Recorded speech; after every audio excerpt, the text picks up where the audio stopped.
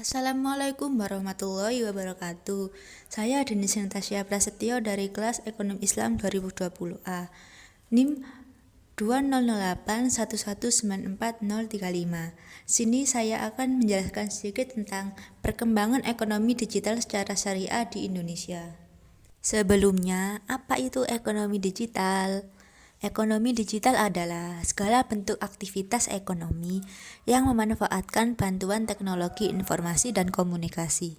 Hal ini termasuk kepada transaksi jual beli, marketing, dan lainnya yang dapat mempengaruhi perekonomian. Perkembangan ekonomi digital secara syariah di Indonesia. Perkembangan ekonomi digital menghadirkan beragam transaksi dan produk jasa keuangan baru yang kian beragam. Beberapa contoh diantaranya seperti jual beli online, dompet digital, cashback, dan lain sebagainya. Hal ini merupakan suatu terobosan yang baik, karena dapat menghindari kasus pencurian dan pencopetan dengan transaksi cashless. Selain itu, setiap proses transaksi bakal berjalan lebih lancar, cepat, dan aman. Perkembangan ekonomi syariah di Indonesia yang semakin pesat tersebut membutuhkan suatu strategi yang lebih jelas, sehingga mampu menjadi pendorong terbentuknya sistem ekonomi syariah di Indonesia yang memadai. Berdasarkan situasi yang ada, strategi pengembangan ekonomi Islam memperhatikan dua aspek yang mendasar, yaitu satu, aspek konseptual atau akademis. Pengembangan aspek konseptual lebih menekankan pada pengembangan ekonomi Islam sebagai ilmu atau sistem. Yang kedua, aspek implementatif atau praktis. Pengembangan aspek implementatif menekankan pada pembangunan ekonomi Islam yang diterapkan pada lembaga-lembaga bisnis yang menerapkan prinsip syariah dalam menjalankan usahanya.